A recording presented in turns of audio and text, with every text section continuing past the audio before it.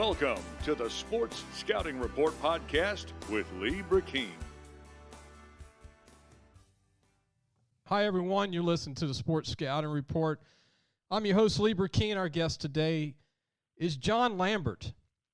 John I met way back at Hahnville High School when he was at Hahnville, a coach. Went to East Ascension High School, coached a few years. Franklinton High School, where he's not only a coach, but powerlifting. They started powerlifting because John's big into the weightlifting, and he's really done great things for Franklinton with their powerlifting team.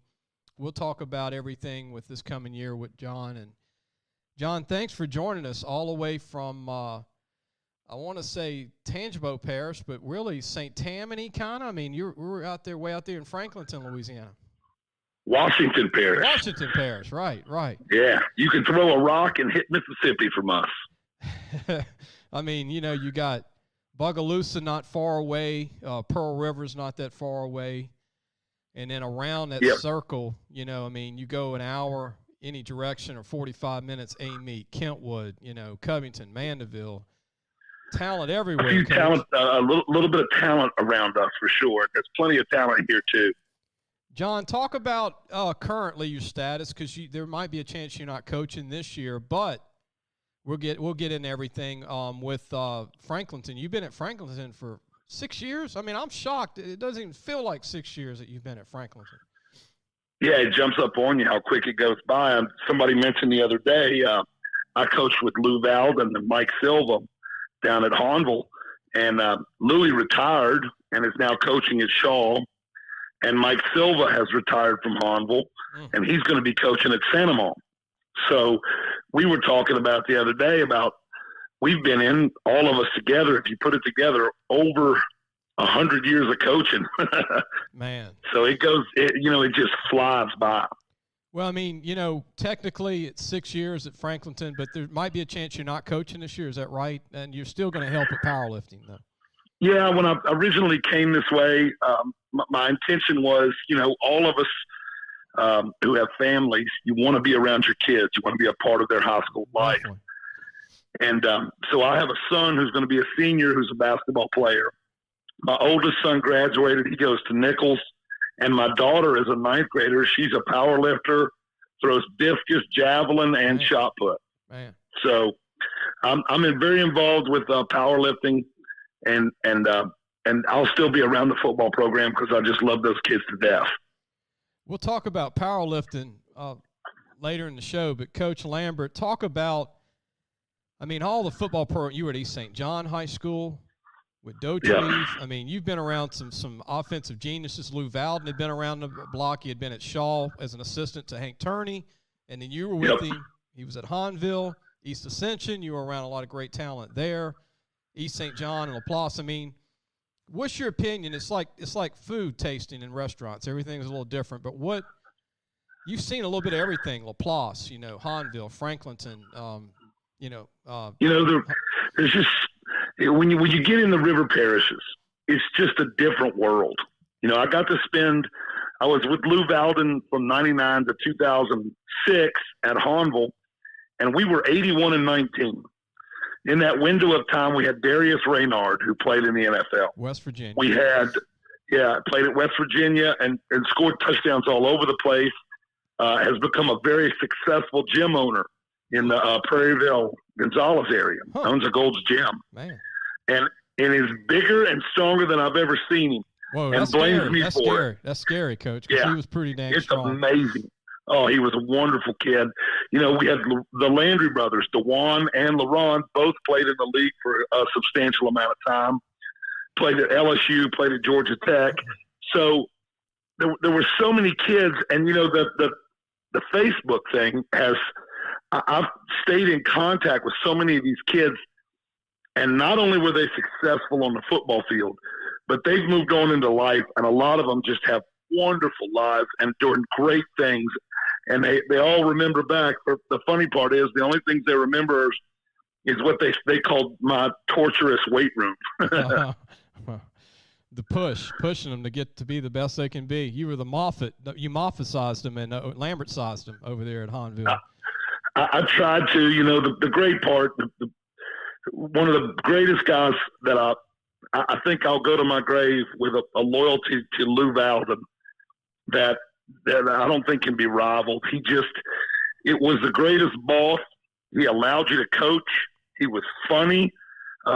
His little way of digging me when I was his offense coordinator was if we weren't having a particularly successful offensive night, we would get the ball on first down and maybe gain 3 or 4 yards, and it was, 2nd and 6. Yeah. And he would yell for the punt team to get ready. And I would just turn and say, "Hey, Louie, how about a little face?" Huh? He goes, "I'm just getting ready." And you just got to know Lou. Yeah. One thing about Lou, I don't know if you went with us, but I remember there was a coaches convention in Baton Rouge, the one time every year. And I saw Lou at the convention. Lou said, "What you doing after the convention?" I said, "Well, I'm probably going back to work." He said, "Well, man, we're going to the movies." He said, "You want to go to the movies with me and the staff?" I said, "Yeah, man, I never go to a daytime movie. It's coaches convention week. Y'all are all here, just hanging out." So right. we all go to the movies and watch a comedy at 3:00 in the afternoon in Baton Rouge, And Lou passes out like 10 minutes into the movie. I'm like, Lou, the movie started. And he's like, "Oh, okay, yeah. Yeah.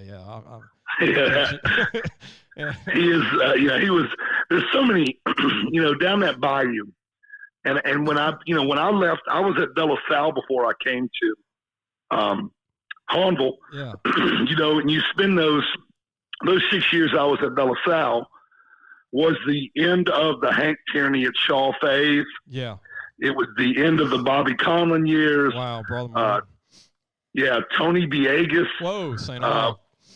Was at Aug. You had Richie Walker over at Holy Cross. Yeah, man. And I get to the other day. I sat down and on PBS. They had the Glory Days documentary. Yeah, where they were talking about the Catholic League, and it's amazing that I got the chance to coach against those guys. Yeah, because of the legendary status, and then I end up with Lou Valdin at Hahnville. And Louis he's so New Orleans. He's so West Bank, New Orleans. He taught me so much. And to have that opportunity to go coach at South Lafourche, I don't know. I don't think they do it anymore. Actually, the head coach of South Lafourche is a kid named B.J. Young. Yeah, Hahnville. Who played. Yeah. Right. He played for me at Hahnville. He's a great kid. He's going to have great success. But we always joke and laugh. Whenever South Lafourche would score a touchdown, they had this giant acrylic box with a dead tarpon in it that had been stuffed, and they dragged that tarpon up and down the sideline. God. And I can remember that. And then the first time we ever went to Central Lafourche, and the team comes running out of the tunnel, and they're led by a white horse and a kid in a because they're the Trojans. He's in a Trojan outfit, and he's riding out there with a sword. And I I was like, wow, you just don't see that very often. Yeah. And then you go down to Thibodaux, and we're in the middle of warm-ups at Thibodaux, and I'm waiting for rap music to come on or the band to start playing. Nope, they played straight Zydeco. Wow. And not one kid was complaining. All the heads were just bopping with the beat. We were just laughing about it. Yeah. And during that phase, Coach, this brings memories back to me, and you would know this too. You're talking about the 90s and early 2000s. They didn't have those blow-up mascots when the team rolled out in the smoke and all that. That just started coming in, the last 15, 18 years. I remember going to a Salmon game. And the works, I call it the theater works of the kids coming out to the field, the smoke and the big blow-up mascot that's like 30 foot tall, and and the cheerleaders run out in front of the team, and the band plays. That started. We didn't see that in the 80s and early 90s. Guys just ran. Oh no! And I can remember we went to Terrebonne High School, and Terrebonne shares, I believe Terrebonne shares with HL, but in the end zone. Before Terrebonne would come out, they had THS in like metal or in rebar or whatever it was made of, and they would light that on fire. Whoa! And so Terrebonne's coming out of the other end, and this THS is on fire, and I was standing there with Louis, and I said, "They just lit that metal on fire. How are they doing that?" He goes, Don't ask. It's defy you. Don't ask. Okay, Coach, we're going to take a break. When we come back, I want to ask you about the biggest bowed-up player ever, and I know you had something to do with it, like helping him get there, LaRon Landry, the most physically built DB on the planet. I've never seen a DB 230 pounds with 2% body fat playing in the NFL. I mean, we'll be back, and I know that you being this power coach, strength coach, I want to get your take on how did LaRon go, the hard work that he put in when he signed at LSU, weighed 180, and he just put in the work and became one of the strongest-looking free safeties I've ever seen in my life.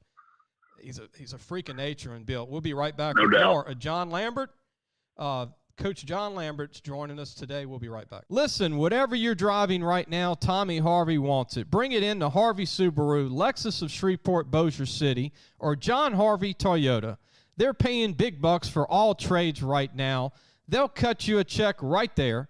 Tell them Lee sent you. Welcome back. Our guest today is John Lambert, a great assistant coach, been around the game over 30 years, currently helping with powerlifting, was with the football program 6 years coaching, East St. John, coach with Dauterive, Hahnville, the legendary Lou Valdin, legendary Coach Dauterive, if you know Dauterive, and then, also, like you said, De La Salle and some other stops along the way, East Ascension. Coach, I got to ask you about LaRon Landry. He was on the cover of the magazine.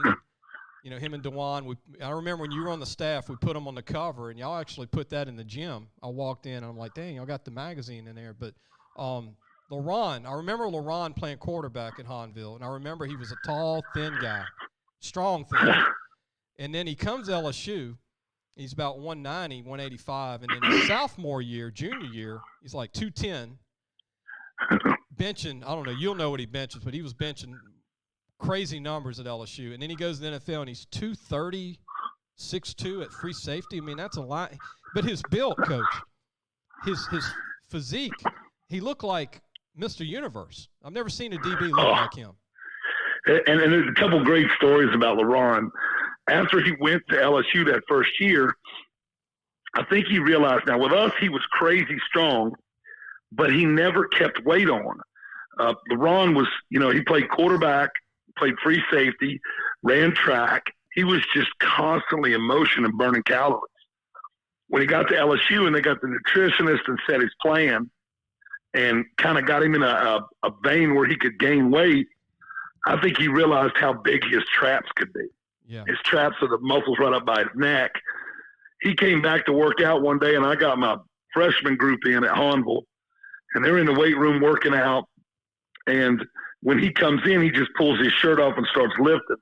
Well, his traps are so big that he's LaRon Landry. He's got an L tattooed on one and an L tattooed on the other, and they face you. You can see them. And all my little freshman kids were like, wow. Coach, are we going to look like that?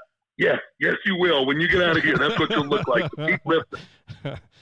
That one is a great story about LaRon. And then his senior year, we made it to the semis, and we were playing Acadiana with Ali Broussard. Oh, man. What a good And, and so LaRon was playing quarterback, and we knew, and Louis knew. Lou was the one who ran the defense. Louis said, look, in order for us to win this game, LaRon's going to have to play both legs. So let's be real simple with the offensive game plan here, because he's going to have to tackle Broussard some. And I tell you, Lee, a couple of the collisions at the line of scrimmage between Broussard and LaRon were legendary. You could hear it. You could hear it in New Iberia from Acadiana's field. But it was a great game. First play of the game, LaRon Landry scrambled and went 60 for a touchdown. So people know this. People that are not from Hahnville or Acadiana. Ali Broussard was 225 pounds of muscle, 6 foot. Yep. And LaRon was what, probably 185, 180 at the time, 6'2"? Maybe 190 on a good night, and would pass up an interception to try and take somebody's head off. But that's a collision. I mean, and he's winning those collisions too with Ollie, and Ollie's got him by 30 pounds. Listen, Broussard was a monster. Big and time. Actually, I think he set a state rushing record for the first half. But there were times where I was trying to make adjustments with LaRon, and he was so winded and out of breath from playing both ways, and he was on special teams, that there was just no change in anything. And we ended up losing that game to Acadiana there. It's tough to win there anyway. Yeah. Coach, I'm going to take a break. I want to share a story with you about Justin Vincent and Ollie Broussard. I went to a game. Think of this. Justin Vincent, Barb, Ollie Broussard, Acadiana. I went to that game when they were up against each other their junior years. That was a classic. 300 yards of rushing between the two of them, 8 touchdowns. Barb, Justin Vincent was in his prime before his knee injuries. He had some knee injuries at LSU and prior to that, but that was one of the greatest games. We'll talk more about that. We'll be right back with more Coach John Lambert. Looking for a used car? Harvey Autos has 3 dealerships, which means 3 times the used vehicles. They've got everything from fuel-efficient compacts to luxury models, even hybrids, and certified pre-owned with a warranty. Check out John Harvey Toyota, Harvey Subaru, or Lexus of Shreveport, Bossier City.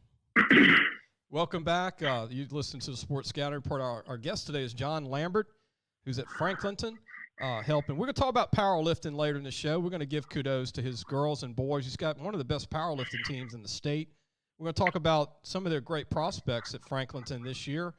I want to talk to Coach about some of the 21 guys. I saw Coach this year at the St. Charles Catholic game. I was at the game with my mask on. It was a different feeling, but I went to the game and I saw you, Coach, and then Coach Monica. It brings me to memories. That was one of the last home games I saw him coach. He retired, Coach Monica, St. Charles Catholic, and they were very talented. Y'all played as tough as y'all could. Y'all were a young team. We'll get to that later, but get to a story I want to share with the listeners and also Coach Lambert. But I went to Acadiana High School, Coach, and Barb came to town, and Justin Vincent was a junior. He's probably 5'10", about 200, and then Ollie was 225 since he could walk, probably 6 foot.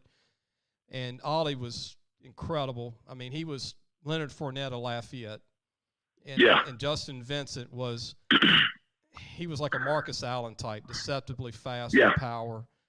And he was so great with his hands, too, out of the backfield. High school teams couldn't guard him. But those two guys, one would score a touchdown, Coach. The other one would come back and score a touchdown. One would score a touchdown. And I'm not talking about Barb and Acadiana. They both just kept matching touchdowns. 8 touchdowns. It might have been 9 touchdowns between the two of them. And finally the clock got down to about 2 minutes. And somebody had to win and lose, and the home team, prevailed in Acadiana. But Broussard had like 200 yards. Vincent had about 230 yards. I mean, wow. It was just incredible to see those two guys go at it. And people said, well, man, how good are they going to be at LSU? I said, well, barring an injury, they're going to be pretty good. And Justin Vincent, they won a national championship against Oklahoma. He had a great game in that game. And then Ollie Broussard had a lot of injuries. Otherwise, I don't know, Coach, you know this. You saw him play also. I thought he was a first-round pick before he hurt his knee. If you looked at his quads and his thighs, you just looked, man, it was just pure power when he ran the football. That's the thing about coaching in Louisiana. If you did it for a decade, you're going to come across some kids whose talent surpasses anything you've ever seen. Yeah. Barb had a center who went to LSU. I think his name was Miller. Ron Miller. Yeah. I'll tell you a good story about him. We played Barb in the playoffs, and I'm not sure what year it was, but it was his senior year. In the middle of the first or second quarter, he's a right-handed center. He comes toward our sideline off of an interception and hits one of our linemen, big collision on our sideline. They both pop up. Coach, he's 6'6", 310. Oh, yeah, he was a big boy. Yeah. And he gets up as he's jogging away. I can see that right arm hang. And I told Lou Valdin, I said, Lou, I'm telling you, that kid just separated his shoulder. And he was the linchpin in the middle of that offensive line. He was what ran that bunch. Mm-hmm. That kid goes to the sideline. They pop that shoulder back in, and he played middle of the second quarter, third and fourth quarter, and snapped left-handed. Ooh. And never missed a beat. Wow. And people said, Coach, how do you think he's going to be at LSU? Like you said, barring injury, that kid is fabulous. That's just tough. Yeah, he was a big guy. His brother was a 6'4" quarterback, remember? He was a little older than him. That's right. And he went to McNeese. Big kids in that family. And then, Trey Quinn came out of there. And Smith, Deshaun Smith, injuries got him at LSU. He was a heck of a tight end at Barb. They had some great players. Slade Nagel, coach at Tulane, was a quarterback at Barb. He was a great quarterback. And Acadiana, man, I mean, they've had some great punters and kickers go to LSU in Alabama. They had Ollie Broussard. They've got some coming up, and obviously they're on top of the world winning championships. Coach, take another quick break. When we come back, I want to start talking about these Franklinton kids, the 221 class that you helped coach this past year. Get your thoughts on it. Some of these guys haven't signed yet, and maybe this will help them, bringing it out. And then we'll talk about 222, and then at the end, I want to talk about your powerlifting team at Franklinton that you're still involved with, even though you're not coaching this year, because you started the program there, and y'all got a great team, and we'll get to that too. But we'll be right back with more of John Lambert, Coach John Lambert, Franklinton High School. We'll be right back. So, hey, guys, just wanted to take a minute to tell you about Harvey Autos. If you need a new or used car, there's 3 great dealerships right here worth checking out. John Harvey Toyota, Harvey Subaru, and Lexus of Shreveport, Bossier City. Low prices, honest people. Tell them Lee sent you. Welcome back. You're listening to Sports Scouting Report. Our guest is John Lambert, who's going to be helping with the power team. He started powerlifting at Franklinton High School. He was a coach this past year, 6 years at Franklinton High School. Famous alums from Franklinton's Curtis Taylor, LSU, Brandon Taylor, heck of a safety. Terrence McGee, great running back. Adrian McGee, his cousin. Lonnie Miles played LSU at wide receiver with Mike Hillman. Josh Robinson, Mississippi State, was a great running back for Dak Prescott. Some people say that Josh Robinson helped Dak in that offense. And if it wasn't for Josh, they helped each other get drafted. But that was a special offense that beat LSU in Tiger Stadium their junior year pretty bad. But, Coach, this 220. A couple more that are playing right now too, Lee. Is P.J. Burkhalter at Nichols. That's right. All Southland Conference. And Taj McGee is a slot receiver. Taj was Terrence's little brother. He's a slot receiver at Louisiana Tech. Yeah, and they're both McGee's got another year, and then Buckhalter's got a chance to get drafted in the next draft. He's got a chance to be a high draft. I absolutely believe he does. He's a heck of a football player. I saw him the other night, Coach, when they played their first game, and he hops on his feet for a guy 320, 6'3", 4. I mean, he can move, and he's downfield looking for second-level guys. And, I mean, he's a guy that could have started for LSU. But, he developed, as you know, in college. He advanced even more. But, Coach, the 221 kids at Franklinton this past football season, that they're done with eligibility. They're trying to go to college. Some won't, but I just want to mention all these guys. Darrell Kemp, linebacker. Cornelius Dickerson, a great athlete. Caleb Brown. Darius Mcgee, another Mcgee. Brian Williams. Trevon Walker, D-tackle. And Kendarius Mart, a heck of an athlete. What do you think of these guys? And are any of them signing late? Because I didn't see where any of them signed on signing. Are any of them going to any schools yet? I don't think so. They've all – that's the good thing about when, 5A, a lot of kids specialize. On the 4A level, the kids play multiple sports. They're involved in a lot of different things. Caleb Brown is a wide receiver for us. He is currently pitching and throwing the javelin. I believe he threw 170 feet at Ponchatoula Thursday in the first track meet. So he's a kid who's a multi-sport athlete. Corinthians Dickerson played football, played basketball. Darius McGee played football, played basketball. But I don't know if any of those kids are going to sign. I know that the kids coming up, this next group that's coming in, there's a couple of kids in there who definitely have an opportunity to sign. We're going to mention them, Coach. Speaking of 222, I'm a big fan of Billy Groh, your DN. I mean, you told me about him before the game and against St. Charles, and I went and watched him just in the group work, D-line group work before the game. And I said, man, this guy looks the part. And then I watched the game. I mean, we're talking legit 6'3", 230, 240 with feet, tough, strong. Coach, Billy Groh could be a heck of a DN. I think he's got some D1 stuff in him. and one of those kids who has shoulders enough to add another 25 or 30 pounds without affecting his speed. You know, he was diagnosed as a diabetic, and they didn't know, and it just jumped up on him. Well, ever since he's gotten it, and he's kind of gotten it under control, his body has changed. And he's going to be a weapon for that defense, that's for sure. He looks like a defensive end that could play in SEC. And then there's Kendarius Brumfield, a really undersized, thick, tough, strong linebacker. Keon Nelson, great corner. I think he's a really good player. Adam Galloway, we're going to talk about him later. He's an O-lineman that you coach, but a great power lifter for you. Glenn Mark, receiver, got a lot of talent. Cole Coletti, a punter. And Ethan Sharp, a great high school linebacker. Some great kids in that group. Yeah, the Cole Coletti is a kid who's really come into his own over the last year. They did a little bit of rugby punting with him, and he does a great job of punching that ball so it's about 6-7 feet off the ground and rolling forward. And there ain't too many punt returners in the world who want to run up and try to field that when he's taking those crazy bounces.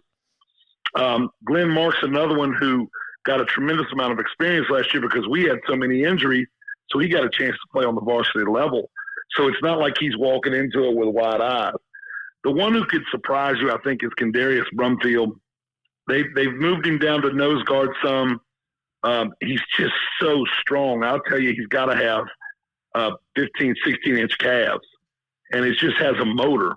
You know, he's a football player and a basketball player, just pure power. They've got a great group of kids. Now, Adam Galloway played center for me. He's one of my power lifters.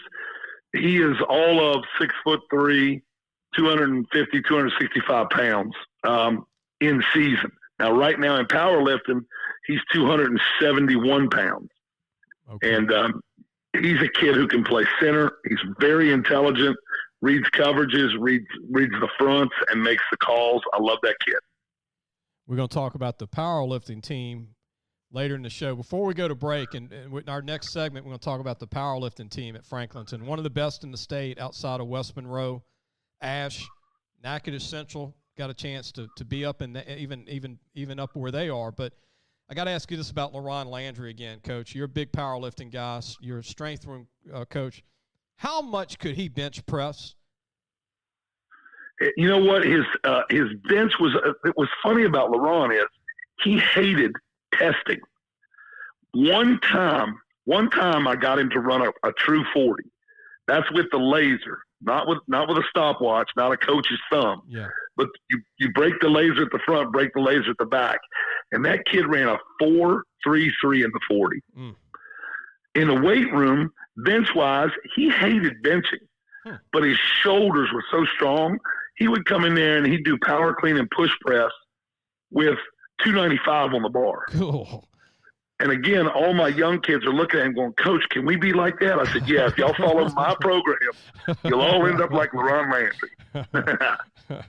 So do you think he could have benched 500 if he wanted to max? Max? Yes.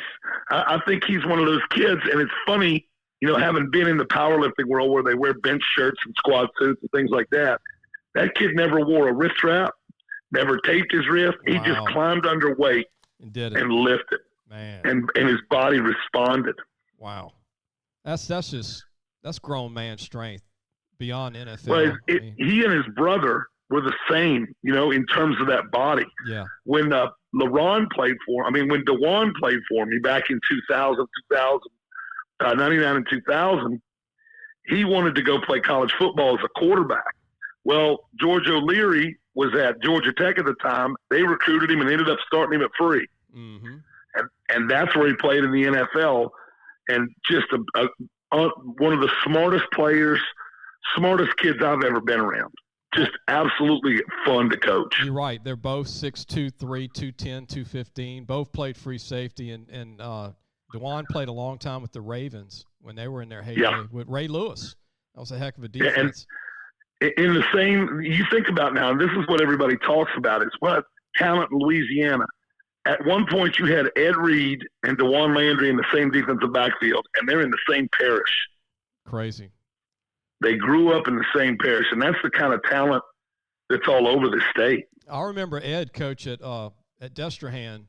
He was returning punts in high school. He looked like Tyrann Mathieu when he was like 175. You know, he played at 210 in the NFL. Yeah. When he went to Miami, he played at 190, but he was about $175. But he played like he was 290 when it hit you. Like you said, he was like a LaRon. When he was a heat-seeking missile when Ed Reed came to hit you. And I knew when Miami signed him, he was a great one.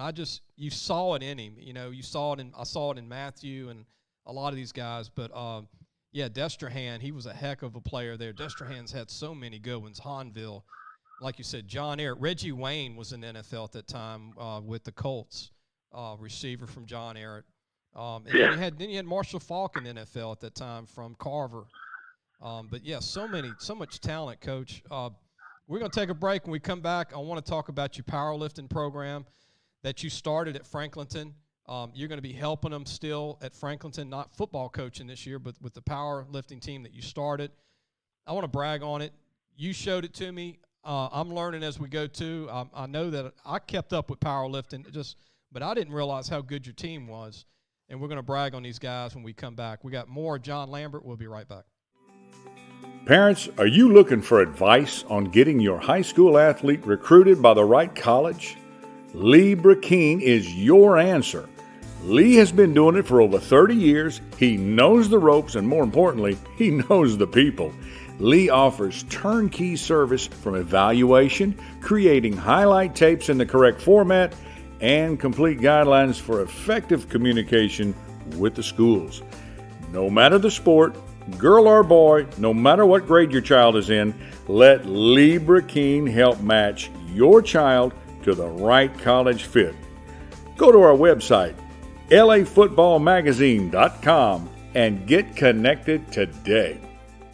Welcome back. You listen to the Sports Scouting Report. We have Coach John Lambert, who's at Franklinton. Not Franklin. Franklin's, not far from Houma. This is Franklinton, which is, like I said, Washington Parish. Great school. Not far from Covington and Mandeville, and you're not too far from New Orleans. But Coach, your powerlifting team at Franklinton, you told me they didn't even have a program really for powerlifting until you got there. Yeah, Shane Smith was the head football coach, and he came to me and said, look, I want you to start a powerlifting program. And I said, okay. And I started the way anybody would. I went to YouTube and started watching some videos and then started asking around a little bit. And we kind of put a team together in 2015. And we had a kid named Deontay Cotton who won the state championship my first year in super heavyweight. He was a good football player. Kid who, he was a great offensive lineman. I got the opportunity to coach him. And then he deadlifted 660 pounds at the state championship. Wow. And ended up winning the super heavyweight. And so we started this program 5 years ago. My first year we had 4 boys and 1 girl. Wow. And this year it's been just an unbelievable year for us. We've got 8 girls going to the state championship. We got 6 boys going. And it's March 18th through the 20th at the University of Louisiana Monroe Fant Ewing Coliseum. What times are those usually, Coach? Day, night? When do those start? Daytime. They'll go at 9:30 in the morning, and then they'll go until 3 or 4 in the afternoon. And where do y'all host them? Like inside a gym? Where do they set the weights and everything? Where is this at? Indoor. The majority of the time, they'll Pope John Paul hosts a very good meet. Salmon does a real good job. St. Thomas Aquinas has done one in the past, but it's usually in a gym. At Fant Ewing Coliseum at ULM, they'll have 10 platforms in there. Okay. And they'll have 4,000 or 5,000 people in the arena, and it's an exciting event. It's the top 10 kids in each class by weight class. Okay. Yeah, and I want to mention the guys you gave me, and I'm going to go through them and then get your thoughts because you gave me their seed rank and their what they weigh. But Tate Landry is a number 2 seed going in the 198-pound class. Shelton Jenkins you gave me as a number 1 seed, benches 400 in the 198-pound class, squats 515, deadlifts 500. You told me. Jalen Mcgee, another Mcgee. Man, there's a lot of Mcgees in Franklinton.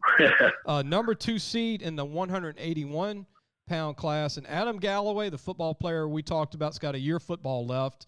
offensive lineman, number 7 seed in, like you said, the 275-pound class at 271.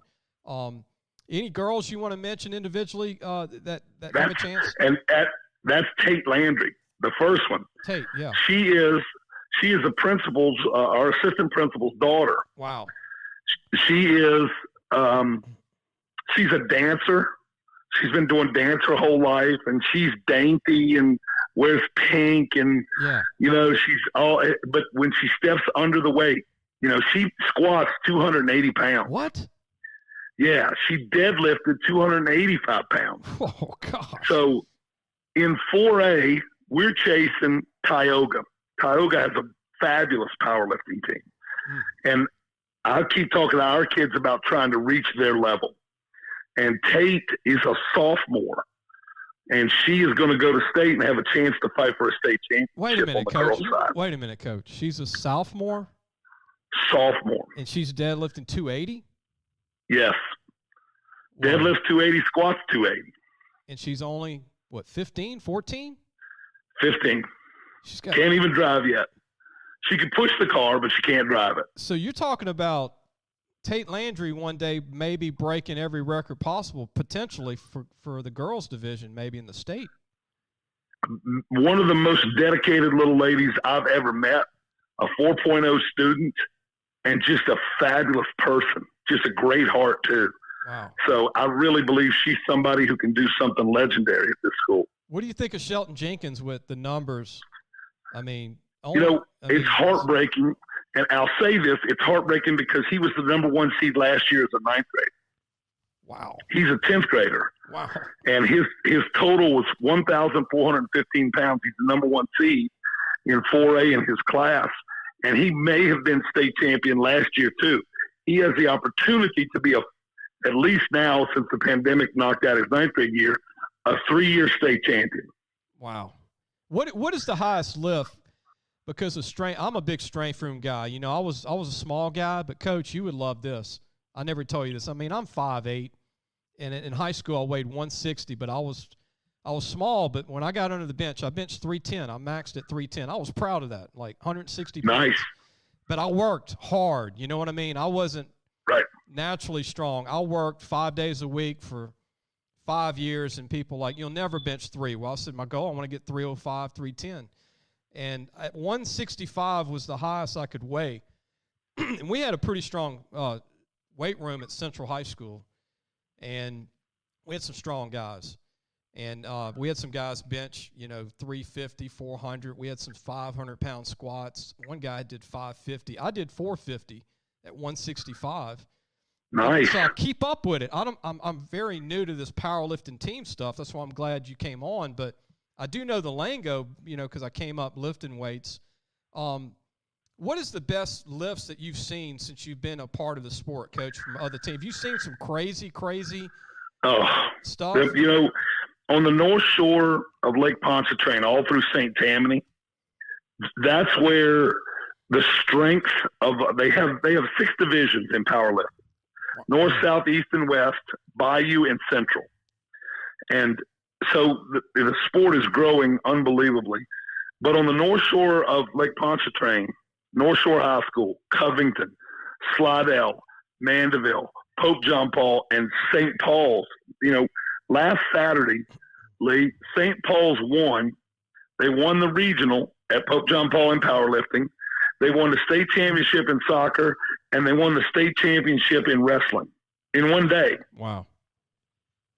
So the powerlifting in this area, I just go to these meets, and I'm a sponge. I'm going to be quiet, and I'm going to listen to guys who have forgotten more about powerlifting than I'll ever learn. Yeah. But it's made our team so much better. Yeah. I mean, have you seen any 600-pound squats or 500-pound benches? We walked in. It was the last 2 years. The state championship was in Alexandria at Rapides Parish Coliseum. Yeah. But before that, it was where we're going back to this year at ULM. We walked in 3 years ago. There was a kid from Leesville, and I'm not sure what his name was, but he squatted 800 pounds. What? Yeah, it was. You're always going to have a kid at at a school here and there who are just freakishly strong in every area. Okay, here's what I do remember, and let me ask you if it's the same in these powerlifting meets. Tell me if it's the same rules. When you're lifting in high school, like when you were strength coach at Hahnville, all these schools, when I was in high school, the coach, if you were doing a max, like when I did that 305, I thought every vein in my body was going to blow up. And the coach grabbed the bar, but he didn't lift it, he didn't push it. And the rules was, I'm just going to make sure it didn't fall on you, and you got to lift it, right, for it to count. How is the rules in powerlifting with putting your hands on the bar if you're not the kid? How does that work? You get a lift off in bench, and then they'll say start, and you bring it to your chest and pause and have to hold dead still. Wow. Then they'll say press, and then you have to lock it out. And then once you've locked it out, they'll say rack it. Whoa. But in that time, you're on your own. Whoa. Wow. Now, there are 3 people spotting, 1 behind and 2 on each side, but you're on your own. Squat's the same thing then, huh? Well, squat, you step out with it, and they tell you to squat, you have to go parallel plus 2 inches. God. So you're past parallel, then come back up and stand dead still, lock your knees out, and go rack the weight. And you saw a kid do 800 doing it? Unbelievable. I saw a kid do 800. And I guarantee you, I'll film a couple kids for you and send it to you at this state championship. I wish people knew more about it, because I think if people got to see it, they would be amazed by the effort that these kids put in. And John, have you ever watched The World's Strongest Man at like 3 a.m. on ESPN? You ever seen that? Oh, yeah. And these guys are like Bon Buris or whatever from Dutch, or this guy like Sorkison from like Denmark. They're all from Europe almost. And they're all like 6'5", 400-pound guys, benching, like lifting cars up and pulling cars with chains behind. That is a different deal, but it's a crazy what a man or what a kid can do safely with strength. I mean, it's just crazy. And it's funny when you go, I work our halls and recruit girls and recruit boys, and when you go recruit a girl, the first thing they say is, "Oh, I don't want to look like a Hulk." And powerlifting doesn't do that. It's going to change your body. Tate Landry's one who has lost a substantial amount of weight in 2 years and gotten so much stronger. She's 40 pounds stronger now than she was last year. Man. Part of that is technique, and part of that is starting to understand how nutrition, how flexibility, and how just little bitty technique tweaks can make you stronger. And if football players will listen to you. Oh, they and need look, to get Jalen involved in Mcgee. this. They need to do this. Jalen Mcgee, our number 2 seed in the 181, he's a kid who he did 500 pounds on his deadlift, and then we took a shot at it on his last one. He almost pulled 560 pounds. Man. He was an inch away from it. He squatted 500. So here's a 181-pound linebacker who, in the weight room for powerlifting, is just so dedicated, it is completely changed his life. Yeah, this strength that you're talking about on the football field would make coaches smile all day. I mean, like you said, this helps take you to another level. It's all about power as linemen, like you said, especially linebacker, OD line. The edge is what? Bigger, faster, stronger. So, oh yeah. West Monroe's pretty good in this, Coach. You said I've heard of that. Alexandria High School, Natchitoches Central. They've been doing it forever, right? These schools. Oh yeah, and that's the school that is the host school for the state championships, West Monroe. And I've seen them walk into a meet with 72 people. Oh. I mean, they've just got a massive team. But you come across, I think that this year St. Paul's has a chance to win the state championship in 5A, because I think their coach Jesse qualified his entire team. Oh. And, that's your goal. You bring 11 kids to regionals, and they're trying to get to state. If all 11 kids can get to state and they can score some points, you have a chance to win a state championship. Coach, that's where we're trying to hit. Give that date out again for people that don't know much about it, that might get pumped up from this interview hearing this. When's the date again in ULM of Monroe University? It's March 18th through the 20th. On the 18th is Division 1, 2, and 3, which is 1, 2, and 3A. On Friday, the 19th, is all girls. All the girls lift on Friday. And then on Saturday is 4A, 5A boys. Man. If you're in the area close to ULM and you want to see some kids do some amazing things with weight, take a chance to come see this sport. Coach, I'm going to miss it by 2 days. I'm meeting with Terry Valdin on this, 2 days earlier. Man, I wish I was if you go meet with Terry, now look, his OC is Rich Rodriguez. That's right. I've known Rich when my first year of coaching out of college was at a place called Concord College in West Virginia. Oh, I didn't know you were there. Yeah, for 1 year. And the head coach at Glenville State was Rich Rodriguez. Yep. Now, he's going to deny it, but we had a real good tailback named Chris Hairston. We played Glenville State at Glenville State on a beautiful, sunny Saturday afternoon. It hadn't rained in 3 weeks, but somehow the sprinkler system got turned on at night, and the field was a quagmire, and I still blame Rich Rodriguez for that. He was scared of y'all's speed. Oh, listen, and then when Rich was at West Virginia, when Rich was at Tulane with Tommy, on my off period, I would go up and watch and listen to them talk football. Mm-hmm. And so when we got to Hahnville, and Calvin McGee, who is at Duke now with David Cutcliffe. Oh, man, he's been Calvin. around. Right. Calvin's a Booker T. Washington kid who played with the Tampa Bay Buccaneers. Well, Calvin is the offensive coordinator for Cutcliffe now up at Duke. Yeah. And Calvin was recruiting Darius Raynard, and I had a little nudge in there because I'm a West Virginia fan of getting Darius to go to WVU. Well, Louis and Mike Silva and myself, we all went and visited West Virginia. And then we visited Rich again when he was in Arizona. So I've known him for a little while. You just got to ask him about that now. He'll deny it, but he watered that field down. I'm going to ask him about the sprinkler system. I'll say, Coach, what about this sprinkler system, man, between these two teams? That's right. You know, Darius Raynard was one of my favorites to play at Hahnville, and he was so tough with Pat White at West Virginia. They had a heck of an offense with Slayton, him, Pat White, and that was a heck of an offense. Man, they were good. They were good. They helped LSU win a national championship. They beat who did they beat that night to get LSU in the national championship? Pitt. They lost to Pitt. Why did you bring that up? That just hurts my heart. But that helped LSU. Get in, remember? Yeah, he did. That's why it happened. And Pitt wasn't supposed to beat West Virginia, and that was a huge upset. Yeah, we should never lose to Pitt. Pat White was from Mobile, Alabama, Daphne, Alabama, and then you had the Slayton kid. And look, I got one of my good friends. You're going to like this. I never told you this, Coach, but one of my good friends is Chris Wallace, who's GM of the Memphis Grizzlies. Right. And he's still with the Memphis Grizzlies. Not currently GM, but he was GM with the Miami Heat, Boston Celtics. He's a huge West Virginia fan. He's from West Virginia. I don't know if you knew that. That's where I'm from. I didn't even know that. I always thought you were from Louisiana. I never knew you were from West Virginia. I didn't know that till today. Man. So now I know another West Virginia Mountaineer. That's right. Fan. 2.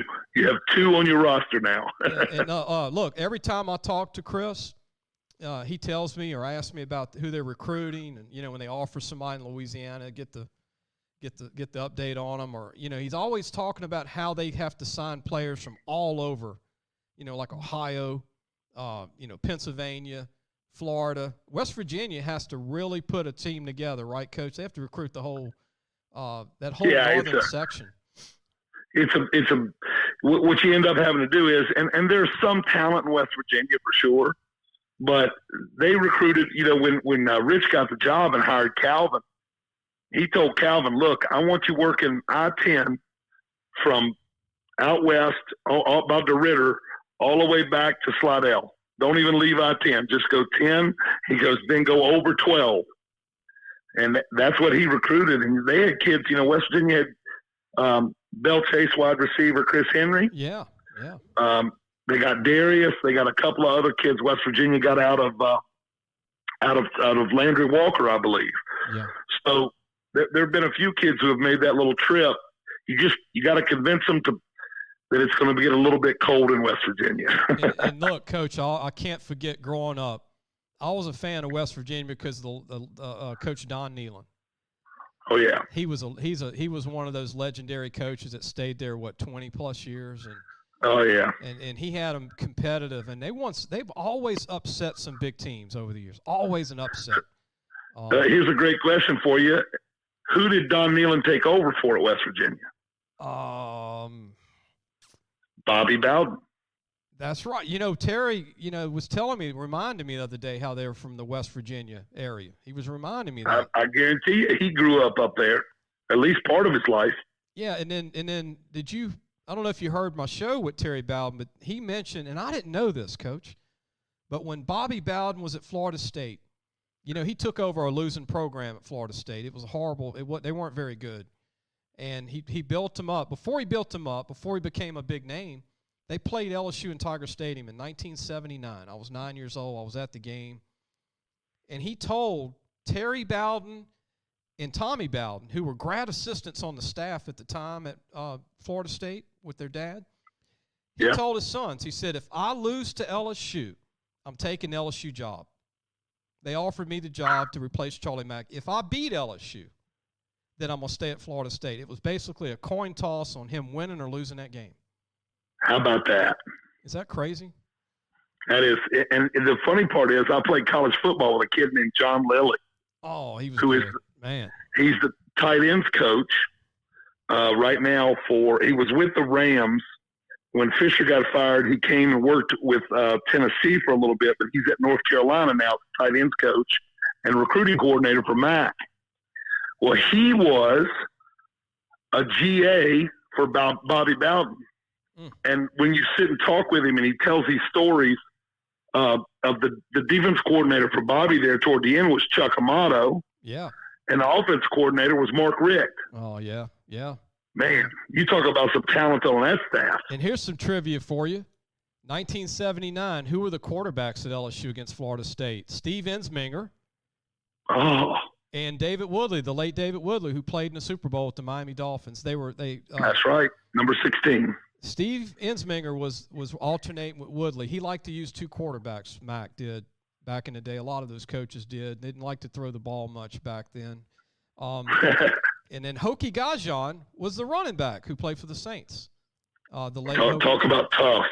Baker native. The late Hokie Gajan was a tough guy. Yeah, great guy. Love it.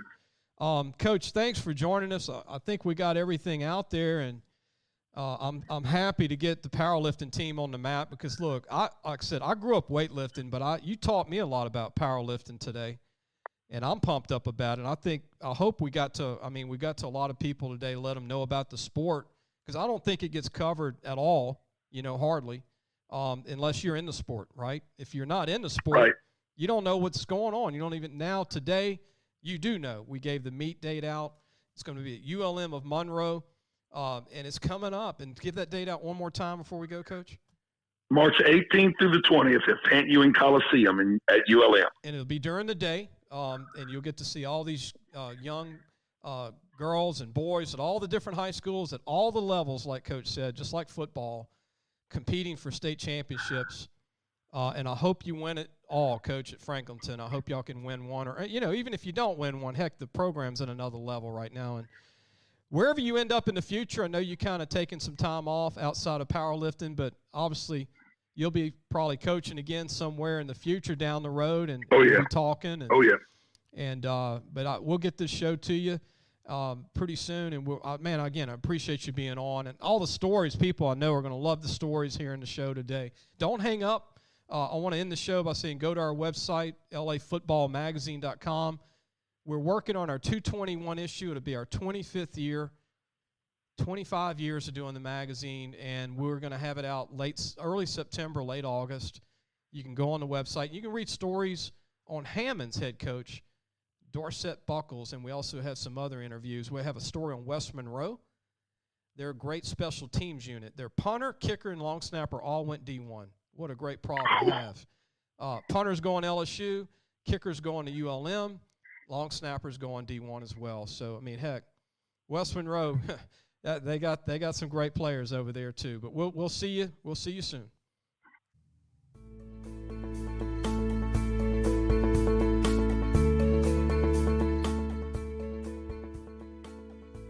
Thanks for listening to the Sports Scouting Report podcast with Lee Brecheen.